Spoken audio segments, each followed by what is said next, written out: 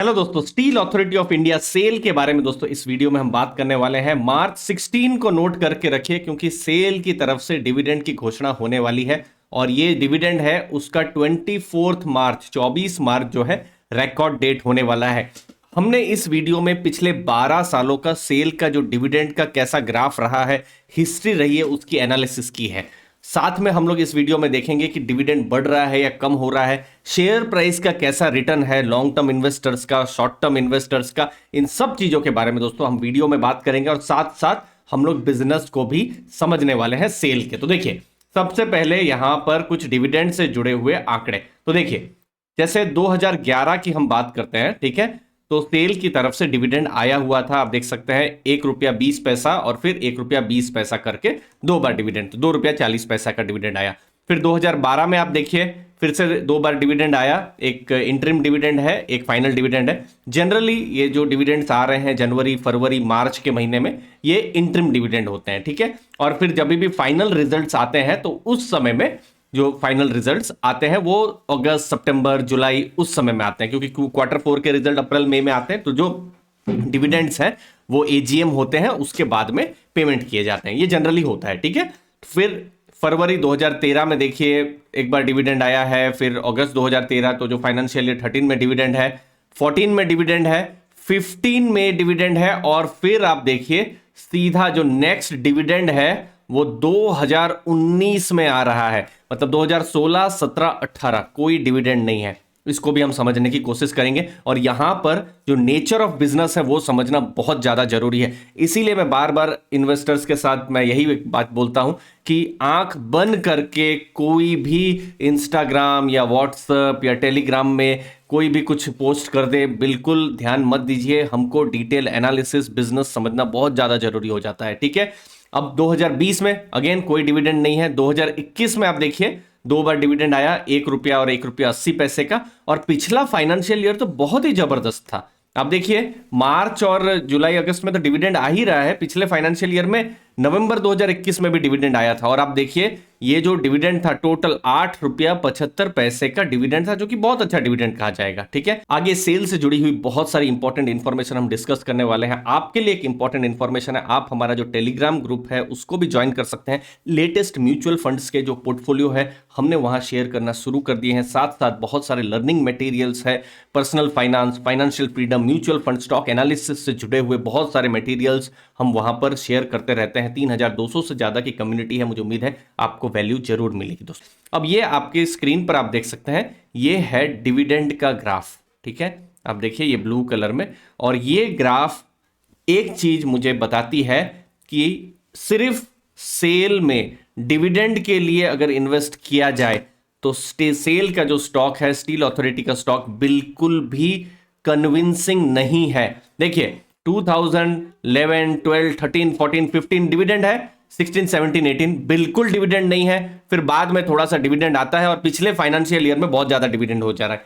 यहां पर मैं आपको स्क्रीनर में लेके जाऊंगा, ये आप स्क्रीनर में देख सकते हैं, स्टील अथॉरिटी ऑफ इंडिया, और यहां पर हम प्रॉफिट एंड लॉस स्टेटमेंट को देखेंगे। Okay, profit and loss statement में सबसे पहले मैं आपको सेल्स का डेटा दिखाता हूं। आप देखिए क्या 2015, 16, 17 में क्या सेल्स बिल्कुल नहीं हुई है। पहली चीज हम ये देखना की कोशिश करेंगे कि लॉस तो हुआ है। देखिए 46,000 करोड़, 38,000, 44,000 करोड़, 57,496 करोड़, तो यहां पर बिल्कुल सेल्स तो हो रही है, ठीक है। डिमांड कम हो सकती है इसलिए सेल्स हो सकती है थोड़ी कम हो, लेकिन आप प्रॉफिट्स के आंकड़े देखिए। यहां पर ये देखिए 1939 करोड़ का उन्होंने प्रॉफिट किया था। कौन सा साल है ये? 2015 मार्च है, ठीक है। और उसके बाद देखिए 2016, 17, 18 ये सब नेगेटिव फिगर्स हैं। 4,000 करोड़ का लॉस, फिर 2,700 करोड़ से ऊपर का लॉस, फिर 281 करोड़ का लॉस। 3 साल लॉस है, और 3 साल जो कंपनी है उसकी तरफ से डिविडेंड भी नहीं मिला है। और यही इंटरेस्टिंग चीज बन जाती है जब हम किसी भी स्टील कंपनी या मेटल्स कंपनी में जब हम देखते हैं। देखिए कंपनियों ने सेल्स किया हुआ है, वहां पर आप देखिए उन्होंने ग्रोथ भी यहां पर किया हुआ है, लेकिन चूंकि साइक्लिकल नेचर है बिजनेस का तो इसीलिए कुछ चीजें इंपॉर्टेंट हो जाती हैं, जैसे कि एक्सपेंसेस में एक बहुत बड़ा एक्सपेंस होता है। जैसे यहां पर मैन्युफैक्चरिंग कॉस्ट जो है, मटेरियल कॉस्ट है। अगर स्टील बनाना है तो अभी भी बहुत बड़ी जिस चीज की जरूरत है वो है कोयला। कोयला का प्राइस अगर बढ़ जाता है तो जो स्टील जो बन रहा है उसके भी जो फाइनल जो कॉस्ट है वो भी बढ़ जाएंगे, जो एक्सपेंसेस हैं वो बढ़ जाएंगे, तो मार्जिन्स जो है वो इंपैक्ट कर जाएंगे। आप देखिए यहां पर कि जब प्रॉफिट्स कंपनी कर रही थी, ये देखिए ये है ऑपरेटिंग प्रॉफिट मार्जिन, जब कंपनी प्रॉफिट्स कर रही थी देखिए 18%, 13%, ये सब मार्जिन्स भी उनको कंपनी को मिला हुआ है। फिर देखिए जब लॉस कर रही है तो देखिए मार्जिन्स भी कंपनी के बहुत कम यहां पर हो गए हैं। ठीक है, ये एक इंपॉर्टेंट चीज होती है जब इन्वेस्टिंग जब आप कर रहे हो। तो दूसरी चीज है, जब भी आप स्टील सेक्टर में देखेंगे तो एंट्री पॉइंट बहुत ज्यादा जरूरी हो जाता है। देखिए ग्लोबल लेवल में स्टील के प्राइसेस कम है तो आपका जो एक्सपीरियंस है बहुत अच्छा नहीं रहेगा। अगर स्टील के प्राइसेस बढ़ रहे हैं, जो हमने देखा था कब, जब बिल्कुल कोविड के बाद में 2020-21 में, उस समय में स्टील के प्राइसेस बहुत ज्यादा बढ़ना शुरू हो गए और कंपनियों ने प्रॉफिट भी किया। आप देखिए ये मार्च 2022 का आप देखिए कितना प्रॉफिट, देखिए जो कंपनी 3 साल, यहां पर सॉरी ये वाला डेटा आप देखिए, जो कंपनी 3 साल तक लॉस कर रही थी, फिर देखिए अचानक से 12,000 करोड़ का वो प्रॉफिट कर रही है। यही कंपनी कोई बोल पाएगा कि 2017-18 में उन्होंने लॉस किया था, उसके बाद भी देखिए सिर्फ 2,000 करोड़ का वो प्रॉफिट कर रही थी, फिर अचानक से 12,000 करोड़ का उन्होंने प्रॉफिट कर दिया। और अभी जो 3 क्वार्टर के जो नंबर्स आए हैं, कुछ 800 करोड़ के पास प्रॉफिट हो गया, मतलब फिर से प्रॉफिट अब डिप कर गया है। तो इसीलिए जो पिछली बार जो बहुत हाई डिविडेंड 8.75 रुपया का जो डिविडेंड आया था, क्या इस बार आएगा? मुझे लगता है डिविडेंड तो आएगा, लेकिन वो वाला जो डिविडेंड है बहुत आने की संभावना कम है। अब देखिए स्टील सेक्टर में, मेटल सेक्टर में बहुत जरूरी होता है कि आपकी एंट्री प्राइस, एंट्री कौन सी जगह में रहती है। 2011 जनवरी में अगर सेल का स्टॉक आपने खरीदा होता तो एक्चुअली में लॉस, मतलब बहुत बड़ा लॉस हुआ होता। 182 का शेयर प्राइस है और अभी देखिए कुछ 88 रुपीज के पास में है, 90 रुपए के आसपास में, मतलब 6% का लॉस है। एफडी का, एफडी तो छोड़िए, सेविंग अकाउंट का भी जो रिटर्न है बहुत अच्छा यहां पर आप मान सकते हैं। लेकिन साइक्लिकल स्टॉक है।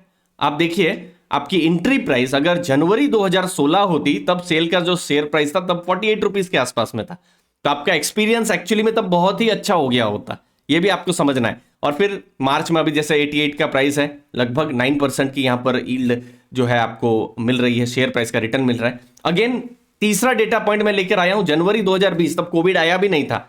उसके बाद से अभी जो 3 साल हुए हैं आप कंपेयर करिए, शेयर प्राइस रिटर्न आप देखिए 23% का रिटर्न आया है। 45 में कोई इन्वेस्टर ने इन्वेस्ट किया होता तो 88 रुपीज बहुत ही अच्छा यहां पर है, लगभग पैसा डबल हो रहा है, आप देख सकते हैं। और पिछले साल देखिए 45 रुपीज जिन इन्वेस्टर्स को अगर उन्होंने बाई किया होता कोविड के टाइम में तो 30 के लेवल पर आ गया था शेयर प्राइस, तो उनको जो डिविडेंड मिला होता तो सोचिए तब 8.75 रुपया का देखिए पिछले फाइनेंशियल ईयर में जो है डिविडेंड मिला था, तो उनकी जो डिविडेंड यील्ड बहुत अच्छी हो गई होती।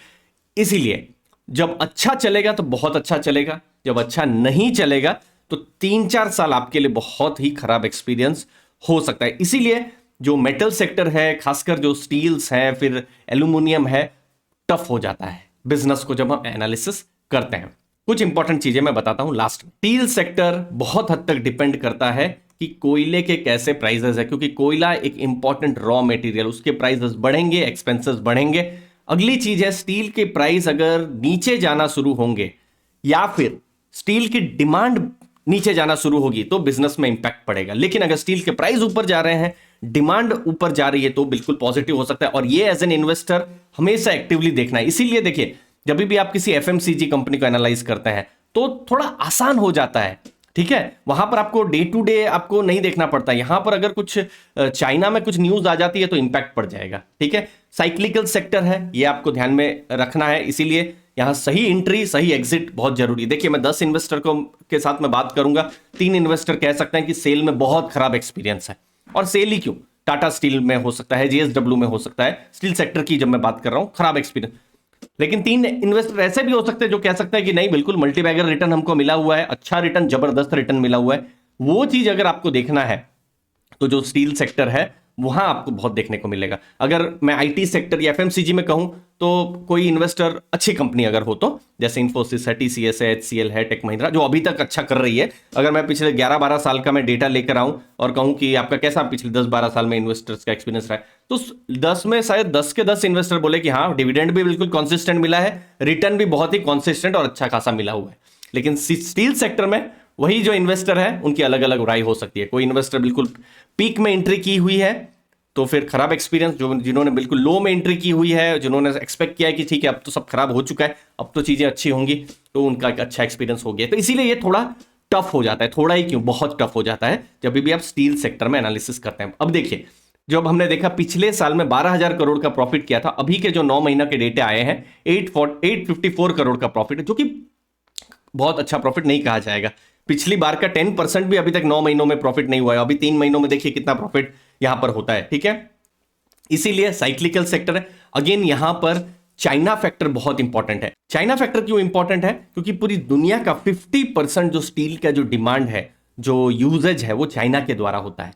इसीलिए चाइना मार्केट अगर बहुत अच्छा करे, जैसे पिछले साल चाइना बहुत अच्छा नहीं किया था क्योंकि वायरस के कारण बहुत रेस्ट्रिक्शंस थे, जिसके कारण से स्टील की डिमांड हुई नहीं थी। अब एक्सपेक्ट किया जा रहा है 2023 में कि चाइना में डिमांड बढ़ती रहेगी। अगेन जो डेटा है वो हर दिन या मैं कहूं हर फोर्टनाइट बदलते रहते हैं, उसको भी ध्यान में रखना है। भारत में अगर आप कहें तो बहुत अच्छा कर रहा है, स्टील की डिमांड बहुत अच्छी है, लेकिन स्टील के प्राइस यहां पर बढ़ते रहे तो यहां पर जो सेल है या जो दूसरी स्टील कंपनीज है उनको फायदा मिल सकता है। तो ओवरऑल इन द एंड एक ही चीज है कि एक बहुत ही इंपॉर्टेंट कंपनी है भारत के नजरिए से देखा जाए, लेकिन क्या as an investor important company है जो आपको वेल्थ क्रिएट करके देगी? हमने बहुत सारे डेटा यहां पर डिस्कस किए हुए हैं, आपकी क्या राय है? हमने positive negative as a neutral हमने यहां पर एनालिसिस की है। अपनी राय जरूर बताइएगा। आपके समय के लिए बहुत बहुत धन्यवाद। थैंक यू दोस्तों।